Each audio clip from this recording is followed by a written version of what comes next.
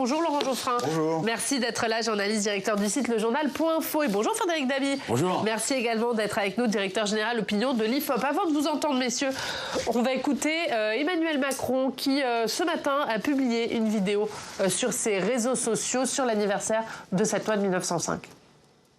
Cette loi dit aussi que la foi n'est pas au-dessus de la loi, que personne ne peut imposer à l'autre une façon de croire sa religion parce qu'il estimerait que sa foi serait supérieure à la loi. Sa mission est même d'empêcher ceux qui entendent imposer à notre société leurs lois religieuses, que ce soit par l'intimidation ou même par la terreur. C'est notre école parce qu'elle assure l'instruction publique, gratuite, obligatoire, qui est indissociable de la laïcité. Laurent Geoffrin, on entend le chef de l'État. Important de repréciser que la foi n'est pas au-dessus de la loi.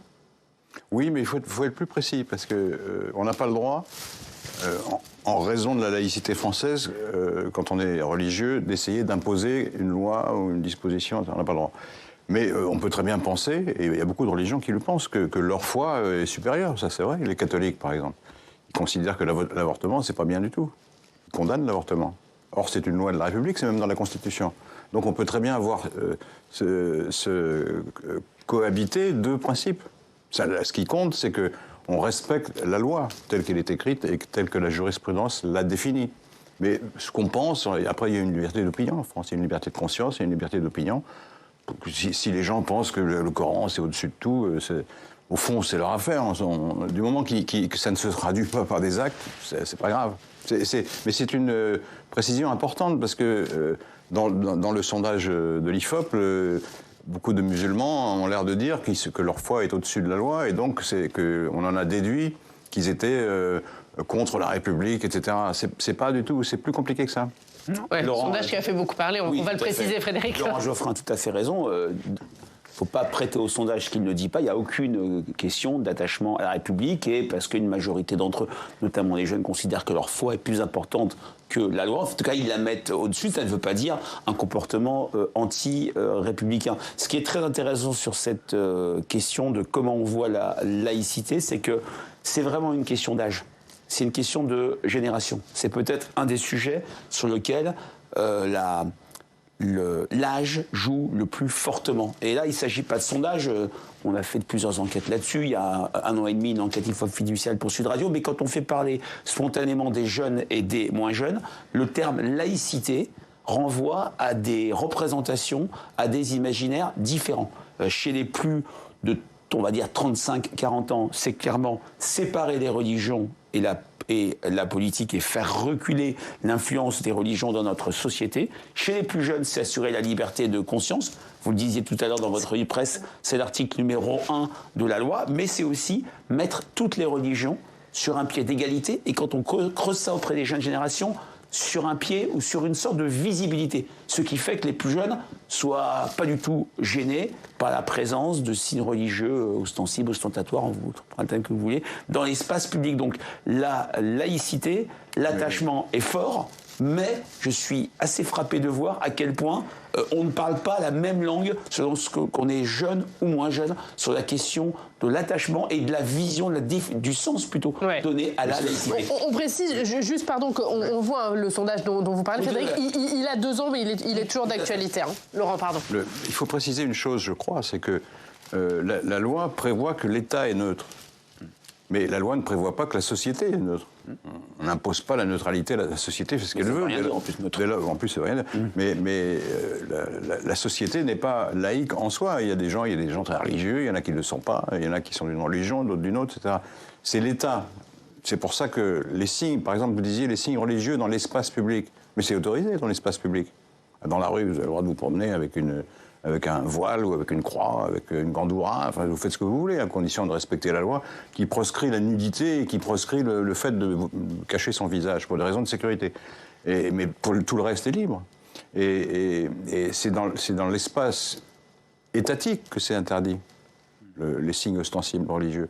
Donc on a estimé qu'il fallait l'interdire à l'école, parce que c'était considéré comme du prosélytisme, comme quelque chose d'ostentatoire qui exprimait une sorte d'injonction morale à ceux qui ne pratiquaient pas le même rite.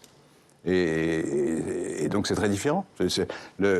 Autant il faut être intransigeant sur l'application des principes laïques à l'État, à l'administration, aux collectivités locales, etc. C'est pour ça que les catholiques qui demandent, par exemple, à mettre des crèches dans les églises sont des idiots. Ils donnent... Dans les mairies, oui. Dans les mairies, dans les églises, tu dis dans encore. les églises. Ouais. Oui, même dans les églises, c'est contestable. Non. Non, dans les mairies. Et c'est stupide, parce que alors, du coup, ça donne des arguments, évidemment, aux autres religions, en disant, bah, vous voyez bien, l'État n'est pas neutre, puisqu'il met en avant quelque chose de catholique. Alors, il y a l'argument subséquent, en disant, oui, mais c'est pas un truc catholique, c'est un truc traditionnel. Oui, d'accord, ça c'est un peu byzantin comme argumentation. La crèche, elle est quand même catholique. Et il ne faut pas la mettre dans la mairie. Parce que après, on va dire, oui, mais moi je vais à la piscine, j'ai envie de porter un burkini. C'est ça, oui. Ben non, parce qu'il y a des règles sanitaires, et comme la piscine est publique, ben non, on ne changera pas les lois sanitaires en raison d'un préjugé religieux. Donc oui, il faut être rigoureux dès qu'il s'agit de l'État. Mais la société est libre. Quel est l'avis des Français sur cette loi de 1905, Frédéric ? Ils ne la connaissent pas tous parfaitement bien, mais il y a un attachement à la laïcité pour cette notion de liberté de conscience, et aussi parce qu'il faut rendre à César ce qui est à César et Dieu est à Dieu, cette séparation, c'est pas complètement dans la loi, mais du spirituel et du temporel. Quand on interroge les Français, c'était dans une enquête fiduciaire Sud Radio d'il y a 2 ans, une enquête pour le Conseil régional d'Île-de-France il y a 1 an, clairement, il ne faut pas toucher à cette loi.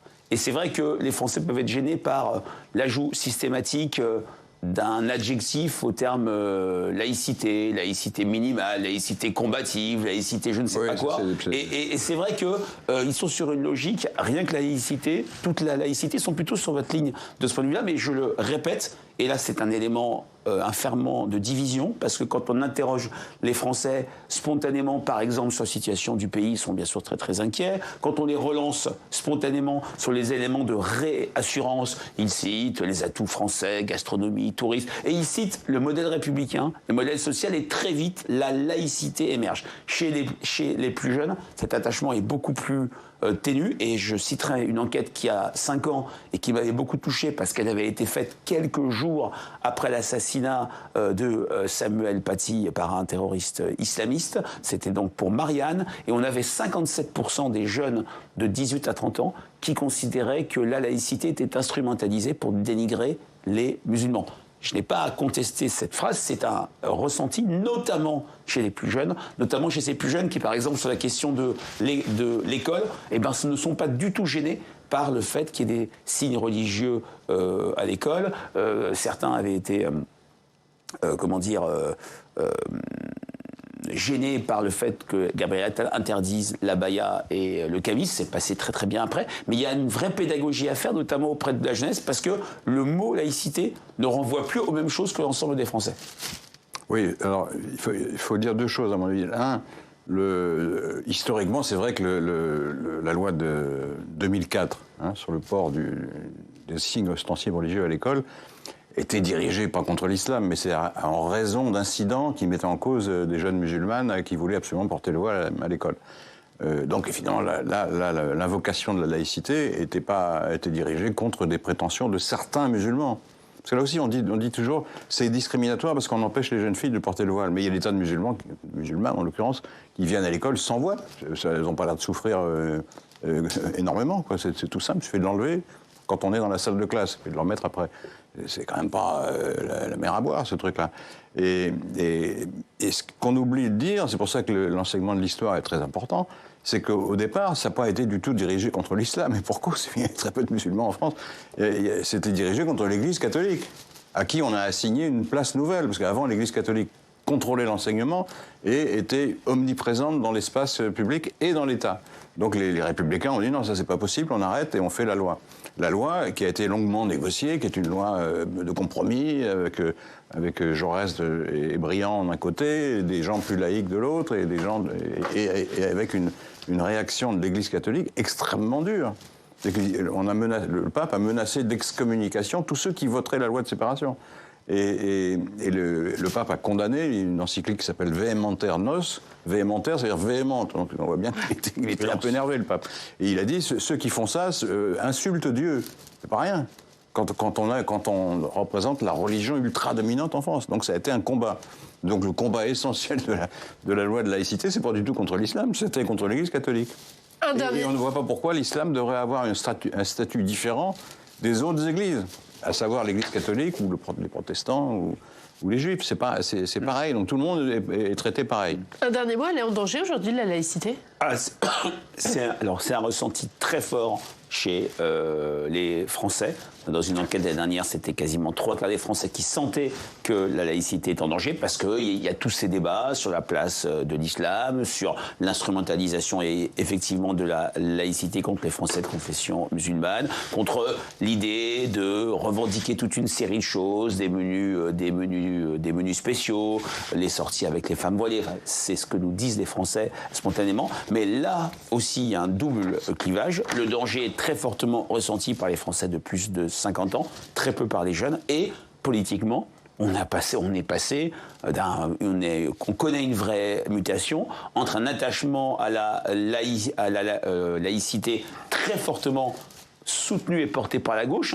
Les grandes manifestations de 84 contre la loi Savary, c'était plutôt la gauche qui était en avance pour ce service public laïque et unifié. C'était dans les 110 propositions de François Mitterrand. Maintenant, l'attachement à la laïcité, le sentiment qu'elle est en danger, est beaucoup plus partagé à droite et à la droite extrême qu'à gauche. Allez, on passe à l'autre actualité. Journée décisive pour Sébastien Lecornu. Les députés se prononcent aujourd'hui sur le budget de la sécurité sociale. Un vote très incertain. Et ce sont les voix du socle commun qui pourraient bien manquer au Premier ministre. Les explications de Nicolas Dandry. Sébastien Lecornu lance ses dernières forces pour trouver une majorité déjà proposée samedi mais en toute fin de discussion.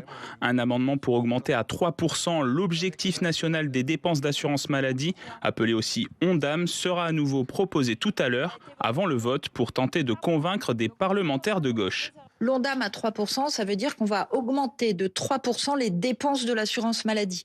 Et dedans, il y a pour les hôpitaux, avec une augmentation de 750 millions d'euros pour nos hôpitaux. Et il y a l'augmentation aussi pour les soins de ville. Si Olivier Faure a déjà annoncé un vote socialiste en faveur du texte, les écologistes qui demandaient au gouvernement ce geste pour les hôpitaux restent encore indécis. On a effectivement le sentiment, depuis 3 jours, que nous sommes devenus très importants aux yeux de M. Lecornu. La négociation a permis de faire en sorte que ce projet, cette copie, ne soit plus la même qu'au démarrage. Et aujourd'hui, c'est une copie qui est passable. Allié au parti présidentiel, le parti Horizon se dirigerait vers l'abstention.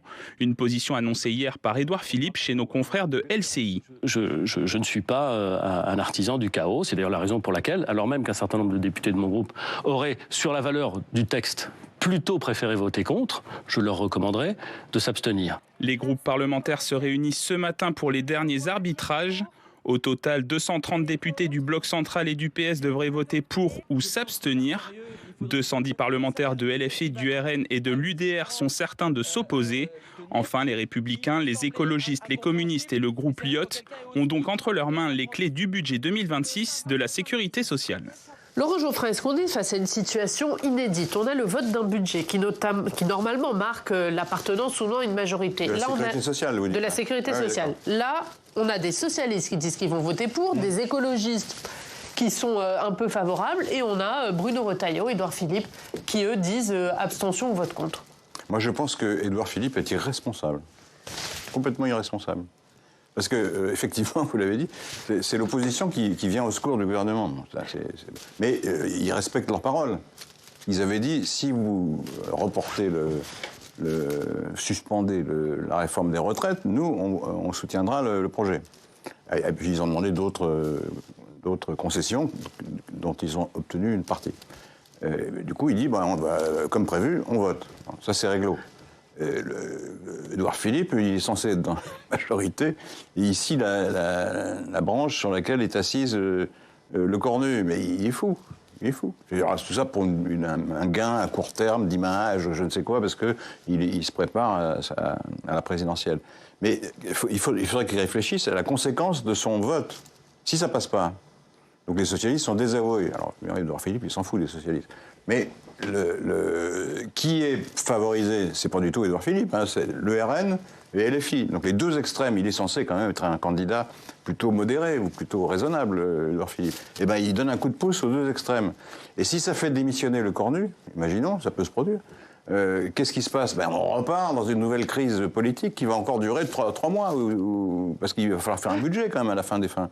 Donc alors on va mettre le budget de l'année dernière, mais on ne peut pas le garder toute l'année. Donc on va recommencer la discussion budgétaire dans les mêmes conditions, avec la même absence de majorité au Parlement. Mais il est fou.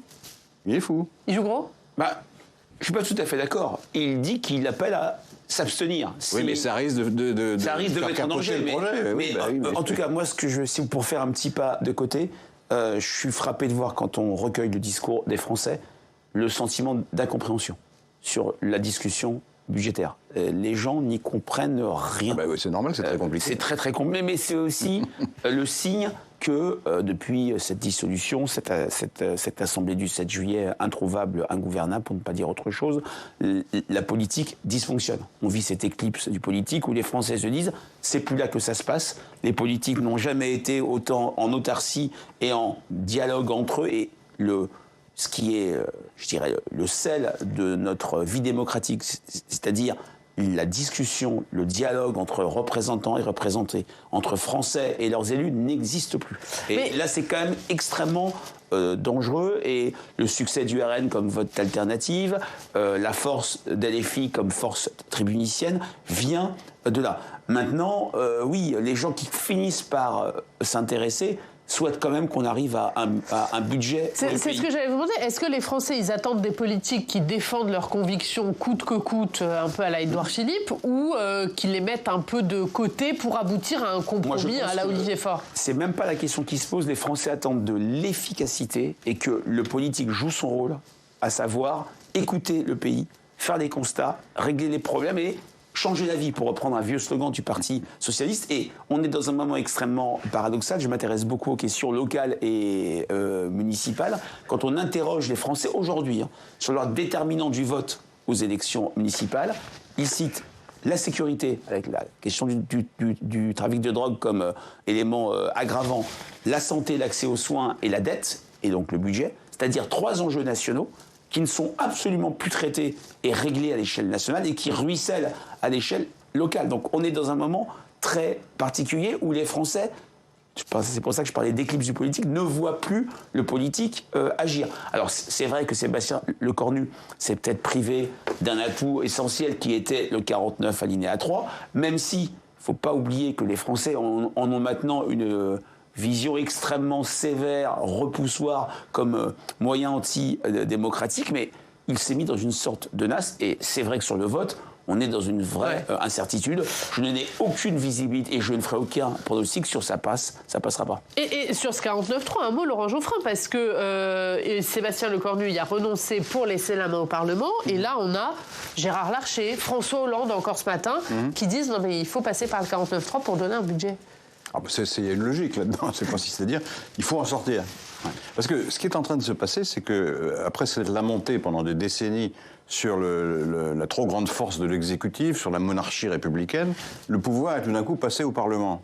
Et le Parlement donne le spectacle de l'impuissance. Donc si on voulait discréditer le parlementarisme, il faut agir comme ça, effectivement, il faut continuer la discussion encore pendant 3 mois, et les gens en auront tellement marre qu'ils vont dire mais maintenant nommer un président qui décidera de tout, comme ça sera plus simple. C'est ça qui risque de se produire. Et ça, les députés ne voient pas plus loin que le bout de leur nez, là. Pas plus loin que le bout de leur nez. Et effectivement, bon, que ce soit un vote, parce que le mieux, c'est quand même qu'il y ait un vote normal. Donc la majorité, l'ex-majorité vote pour, les socialistes votent pour et ça passe. Et après, on passe à la discussion sur le budget de l'État, qui sera plus difficile. Et là, peut-être que le 49.3 s'imposera.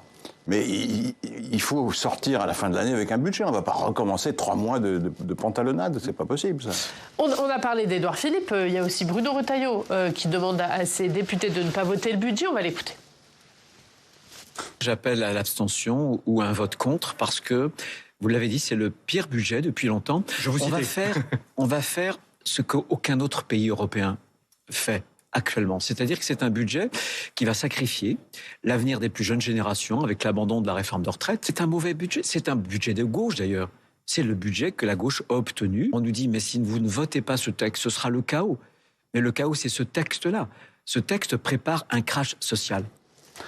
Déjà, en entendant Bruno Retailleau, ce qu'on a dit sur Édouard Philippe, on voit une véritable dislocation du socle commun qui n'existait en fait pas réellement. C'est-à-dire cette alliance de fait, bloc central, les Républicains. Là aussi, Bruno Retailleau joue peut-être à moyen terme sur des signaux envoyés à son électorat favorable au maintien de la réforme des retraites, très soucieux de la question de la dette et des déficits. Il est complètement sur une ligne, je dirais, en adéquation avec ce que veulent les électeurs de droite, mais pour les Français, d'une manière générale, je partage ce que vous dites, Laurent, il y avait un slogan de Giscard d'Estaing en 81 qui était « Il faut un président à la France ». Pour les Français, il faut un budget pour le pays, même si, effectivement, il y a des lignes rouges. Et le fait d'avoir suspendu la réforme des retraites a quand même été un moment très fort de réassurance pour les Français sur le mode un geste a été fait, il faut que les différentes forces politiques s'entendent. Donc ce ne sont pas des calculs, mais les tactiques ou les stratégies de moyen ou de long terme, pour l'instant, ne sont pas du tout visibles et ne rapporteront pas grand-chose aux leaders qui les ont initiés. Retailleau, il n'a pas compris que dans un Parlement où il n'y a pas de majorité, il faut faire des compromis ou il faut instaurer le désordre. C'est ça, c'est le choix. Alors il dit on nous menace de chaos. Le chaos, c'est le budget. C'est ridicule. Le budget, on peut le trouver mauvais. Il a raison de s'exprimer là-dessus. Mais c'est pas, le budget ne va pas établir un chaos. D'autant plus qu'il dit parce qu'on reporte la réforme des retraites et donc c'est le chaos. Mais oui, si on n'équilibre pas les comptes de la Sécu, c'est dangereux. Il a raison là-dessus. Mais ce sera tranché à la présidentielle, ça c'est dans 1 an et demi. Dans 1 an et demi, il y aura un débat et on votera pour le parti qui aura une vision plus ou moins sévère, rigoureuse de l'équilibre budgétaire, de l'équilibre des comptes de la Sécu. Et on verra à ce moment-là. Et si on continue comme ça, encore une fois, toute la classe politique va le payer, parce qu'ils sont tous mouillés là-dedans. Elle le paye déjà. Elle le paye déjà. On voit déjà dans les enquêtes d'opinion, c'est un désastre. C'était pas très brillant avant, mais là, c'est un désastre. Et encore une fois, c'est les extrêmes qui profitent de ce système. Et on suivra sur notre antenne les discussions finales et le vote sur ce budget de la sécurité sociale. Ce sera aux alentours de 18h30. On termine par l'histoire du jour. Est-ce que vous connaissez le Tarbosaurus baatar ? Pas complètement. Non, pas complètement, je comprends. C'est un cousin asiatique du T-Rex. Alors, il n'est pas tout jeune, hein. Il date de quelques 70 millions d'années. Il a été restitué hier à la Mongolie après avoir été saisi par les douanes françaises. C'était en 2015 dans la commune de Ghana, dans l'Allier. Et ce retour, plus largement, il illustre la lutte contre le trafic international de trésors paléontologiques. Depuis un siècle, la Mongolie est victime de pillage de ces trésors, alimentant des réseaux de trafic illégal. Lors de sa saisie, la valeur est estimée à 700 000 €, mais depuis, le marché a explosé et il pourrait valoir 2 à 3 fois plus. Il y a donc un véritable enjeu. Hier, une trentaine de pièces ont donc été rendues à la Mongolie, dont des œufs de dinosaures. Voilà pour la petite histoire. Oui, éclore. Peut-être. Merci Laurent, merci Frédéric. Frédéric, je signale votre livre, hein. On est à 3 mois des municipales, l'écharpe et les tempêtes. C'est à lire. Merci beaucoup à tous les deux. Merci à tous de nous avoir suivis. On se retrouve demain. Très bonne journée. Merci.